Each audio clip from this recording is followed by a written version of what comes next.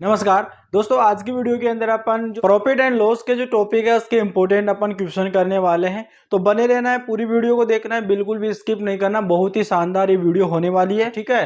तो दोस्तों यहाँ पर पहला क्वेश्चन है, यदि अंकित मूल्य यानी 400 रुपये है और विक्रय मूल्य 350 रुपये है तो छूट यानी दर इसके अंदर आपको बताना है, ठीक है। दर का मतलब क्या होता है? छूट दर, यानी आपको इसके अंदर डिस्काउंट बताना है कि इसके अंदर डिस्काउंट कितना होगा, ठीक है। ये चीज आपको बतानी है। सबसे पहले आपको क्या क्या दे रखा है, यानी देखो आपको यहाँ पर अंकित मूल्य दे रखा है, यानी मार्क प्राइस दे रखा है 400 रुपये। विक्रय मूल्य आपको दे रखा है, यानी कि एसपी दे रखा है, यानी सेलिंग प्राइस, यानी 350 रुपये, ठीक है। और इसके अंदर आपको डिस्काउंट यहाँ पर आपको बताना है कि डिस्काउंट कितना होगा।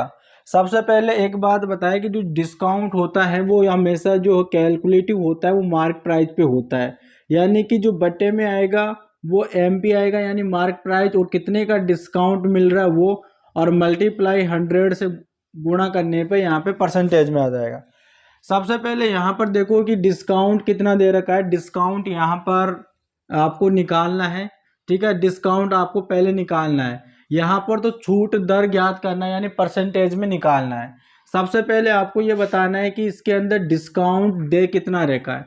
देखो यहाँ पर अंकित मूल्य 400 रुपये है और विक्रय मूल्य 350 रुपये है, ठीक है। अब देखो 400 रुपये की वस्तु कितने रुपए में दे रहा है, यानी कि 350 रुपये में दे रहा है। तो मतलब कि 50 रुपये का उसने डिस्काउंट दिया, तो यानी कि मैं कह सकता हूँ यहाँ पे कि 50 रुपये की उसने छूट दी, और एमपी कितना है 400 पर उसने छूट दिया। मल्टीप्लाई कर लो 100 से, यानी 100, ये परसेंटेज में आ जाएगा, ठीक है।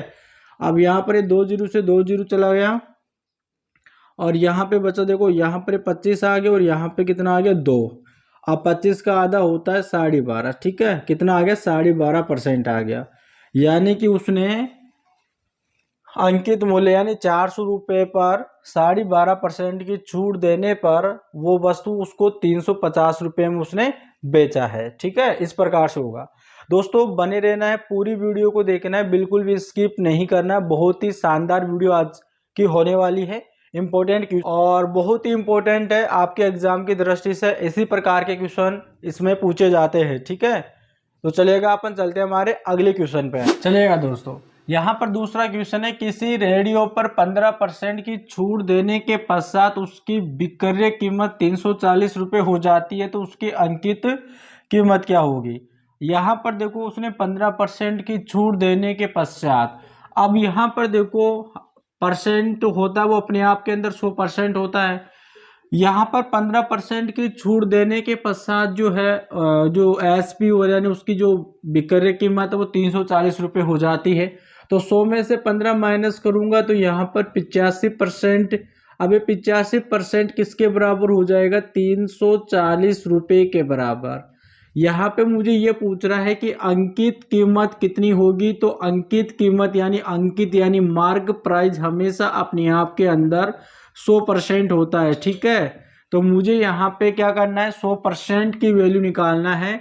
तो यहाँ पर देखो 100% की वैल्यू निकालना है ना, तो 100% बराबर यहाँ पे 340 और बटे में कितना हो जाएगा 85, और मल्टीप्लाई किससे कर देंगे 100 से, ठीक है।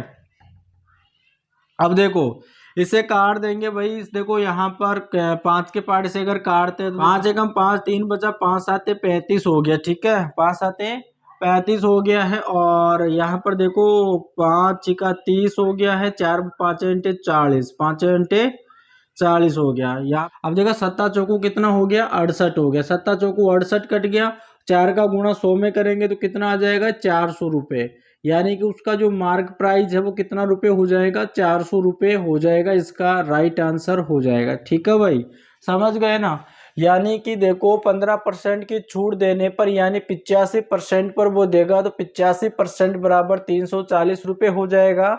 और अब देखो यानी कि जो उसका अंकित मूल्य अपने आप के अंदर 100% होता है, तो मुझे 100% की वैल्यू निकालना है, तो 100 को इधर ले आना है और 85 को मैंने इसके बटे में लिख दिया। इसको करने पर इसका आंसर आ जाएगा, यानी कि 400 रुपये इसका करेक्ट आंसर हो जाएगा। ठीक है, चलिएगा अपन चलते हैं हमारे अगले क्वेश्चन पे। चलिएगा दोस्तों, हमारा अब तीसरा क्वेश्चन है। अपन जैसे जैसे करते रहेंगे हमारा लेवल भी बढ़ता रहेगा। दोस्तों यहाँ पर दे रखा है कि एक वस्तु को 400 रुपये में खरीदकर 500 रुपये में बेच दिया गया, तो वस्तु पे कितने रुपए का लाभ हुआ और कितने प्रतिशत का लाभ हुआ। ठीक है, दो चीज इसके अंदर बताना है। सबसे पहले देखो दोस्तों, यहाँ पर 400 रुपये में खरीद हमेशा क्या होती है, यानी कॉस्ट प्राइस होती है। तो कॉस्ट प्राइस कितना है, 400 रुपये होगा।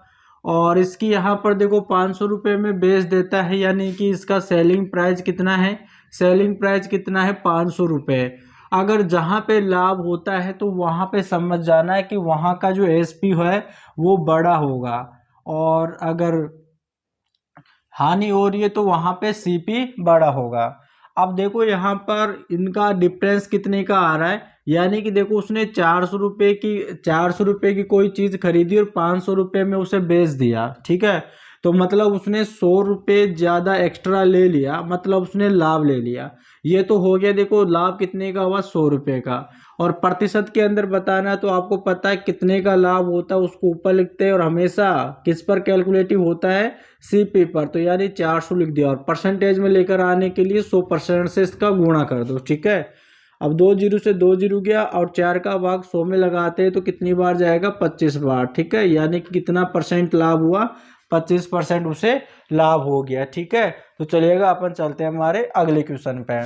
चलिएगा भाई, अब देखो यहाँ पर अगला क्वेश्चन है चौथा। इसमें दे रखा है कि एक किताब को 10% की हानि पर बेचा, और मतलब 10% की हानि पर 135 रुपये में बेच दिया जाता है, तो किताब का क्रय मूल्य यानी कि उसका सीपी कॉस्ट प्राइस ज्ञात कीजिए। ठीक है, ये बोल रहा है 10% की हानि हुई तो वो 90% में बेचेगा, और बेच कितने रुपए में रहा है, 135 में। ठीक है, दोनों बराबर हो जाएंगे, 90% बराबर 135, और कॉस्ट प्राइस अपने आप के अंदर 100% होता है। तो 100% की वैल्यू निकालने के लिए 100% बराबर 135/90, और गुणा करते हैं किससे, 100 से। ठीक है, इस प्रकार से आ जाएगा। अब देखो यहाँ पर ये एक जीरो से यहाँ पे एक जीरो गया।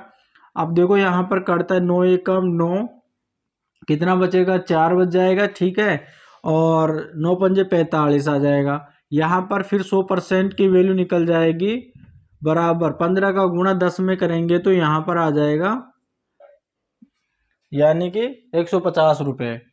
अब यहाँ पर कितना हो गया, 150 रुपये हो गया है, यानी 150 रुपये जो आपका सीपी हो जाएगा, यानी कॉस्ट प्राइस हो जाएगा। और हानि हो रही है 10% की, तो उसको कितने में बेच रहा है, 135 रुपये में। ठीक है, ये आपका क्वेश्चन का आंसर होगा। ठीक है भाई, चलिएगा अपन चलते हैं हमारे अगले क्वेश्चन पे। चलिएगा, अब दोस्तों यहाँ पर पांचवा क्वेश्चन है कि 500 रुपये में कोई वस्तु बेचने पर 50 रुपये का लाभ हुआ, तो ये लाभ प्रतिशत बताओ। ये क्वेश्चन तो बिल्कुल सिंपल है, यानी कि देखिएगा जो भी प्रॉफिट या लॉस होता है उसको ऊपर रखना है, और बटे में सीपी रखना है। ठीक है, सीपी रखना है, और यहाँ पे मल्टीप्लाई किससे करना है, 100% से, और इसका आंसर आ जाएगा आपको कितने परसेंट का यहाँ पर लाभ हुआ है। ठीक है, कितने परसेंट का लाभ या हानि हुई है। अब देखो यहाँ पर आप देखोगे कि भाई इस क्वेश्चन के अंदर तो आपका यहाँ पर तो भाई एसपी दे रखा है, मतलब कि सेलिंग प्राइस दे रखा है, इसके अंदर कॉस्ट प्राइस नहीं है। यानी 500 रुपये में कोई वस्तु बेचने पर 50 रुपये का लाभ हुआ। देखो 500 रुपये में कोई वस्तु बेचने पर कितने रुपए का लाभ हुआ, 50 रुपये का लाभ हुआ, यानी 500 रुपये में वो 50 रुपये है जो लाभ हुआ। अगर 500 में से अगर 50 रुपये माइनस कर देते हैं, ठीक है, यानी 500 में से अगर 50 रुपये माइनस कर देते हैं तो 450 आ जाता है। अब उसने क्या किया है कि इतने रुपए में तो उसने ये वस्तु खरीदी थी, यानी 450 में तो वो वस्तु खरीदी थी, और उसने 50 रुपये का लाभ पाकर उसने कितने रुपए में बेच दिया, 500 रुपये में। तो आप ऐसे भी निकाल सकते हो उसका, यानी कि कॉस्ट प्राइस। तो कॉस्ट प्राइस आ गया 450, और कितने रुपए का लाभ हो रहा है, 50 का मल्टीप्लाई 100% से गुणा कर दो। ठीक है, अब यहाँ पर देखो जीरो से जीरो गया, 5 नीम 45 आ गया, और यहाँ पर देखिएगा 100 और बटा 9 आ गया। ठीक है, 100 बटा 9 आ गया, ये आपका आंसर आ जाएगा। ठीक है, इस प्रकार से आ जाएगा, परसेंट में आपको बताना है तो ये आपका आंसर आ जाएगा। ठीक है भाई, उम्मीद करते हैं यहाँ तक आपको समझ में आ गया। चलिएगा अपन चलते हैं हमारे अगले क्वेश्चन पे। चलिएगा यहाँ पर देखिएगा आपका 6वां क्वेश्चन है और यहाँ पर दे रखा है सोहन को अपने पुराने पंखे को 1500 रुपये में बेचने पर 20% की हानि हुई। उसे उस पंखे को किस मूल्य पर बेचना चाहिए ताकि उसे 20% का लाभ हो। ठीक है, ये वाला क्वेश्चन तो भाई आपका मोस्ट इम्पोर्टेंट क्वेश्चन है और आपके एग्जामों में भी पूछा जाता है बार बार। ठीक है, तो ध्यान देना है। यानी देखो सोहन को अपने पुराने पंखे को 1500 रुपये में बेचने में 20% की हानि होती है, तो वो 80% पे बेचेगा। 80% बराबर कितना है, 1500 रुपये। ठीक है, 1500 रुपये होगा और उसे यानी कि 20% का लाभ चाहिए, तो वो 120 में बेचेगा। तो यहाँ पर देखो 120% बराबर कितना आ जाएगा, यानी 1500 और बट्टे में आ जाएगा 80 और मल्टीप्लाई कर लेंगे 120। ठीक है, अब देखो यहाँ पर ये 0 से 0 गया और यहाँ पे 2 से काटेंगे तो 2 सत्ते 14 और 2 पंजे 10 और 2 चौक 8 आ जाएगा। 4 एकम 4, 4 दूनी 8, 4 3 12 और यहाँ पर 30 बार कट गया। 75 है, 75 का गुणा 30 में कर लेंगे। देखो 5 दिया 15, 15 का 5 81 आ जाएगा और 7 या 21 और 1 22 आ जाएगा। ठीक है, 22 आ जाएगा और यहाँ पर ये 0 है। अगर उसे 20% का लाभ कमाना है तो उसे किस कीमत पर बेचना होगा, 2250 रुपये में उसे बेचना होगा। ये आपका उसका आंसर होगा। ठीक है, चलो अपन चलते हैं हमारे अगले क्वेश्चन पर। चलिएगा अब देखो यहाँ पर हमारा अगला क्वेश्चन है, यदि एक वस्तु को 150% लाभ पर बेचा जाता है तो उसके क्रय मूल्य का उसके विक्रय मूल्य से अनुपात कितना होगा। दोस्तों आप सबको पता है कि अगर अपन कोई कॉस्ट प्राइस मानते हैं, क्रय मूल्य मानते हैं, तो वो अपने आप के अंदर 100% होता है। अगर अपन कभी क्वेश्चन में आता है कि भाई 20% का लाभ हुआ तो अपन हमेशा 100 में जोड़कर उसको 120% करते हैं। हानि होती है तो 100 में से माइनस करते हैं, अगर लाभ होता है तो 100 में जोड़ते हैं और हानि होती है तो 100 में से माइनस करते हैं। अब यहाँ पर देखो एक वस्तु को 150 लाभ पर बेचा जाता है तो 100 में जोड़ेंगे तो यहाँ पर कितना आ जाएगा, अनुपात कितना आ जाएगा, 250 आ जाएगा। ठीक है, अब देखो यहाँ पर इनका रेशियो निकालेंगे। ये तो आपका कॉस्ट प्राइस हो गया और ये आपका सेलिंग प्राइस हो गया और क्वेश्चन में भी यही बोल रहा है कि उसका क्रय मूल्य और उसके विक्रय मूल्य से अनुपात कितना है। तो यहाँ पर 0 से 0 कर जाएगा, 5 दूनी 10 और 5 पच्चीस 25 आ जाएगा। यानी इसका आंसर होगा 2:5 होगा। ठीक है भाई।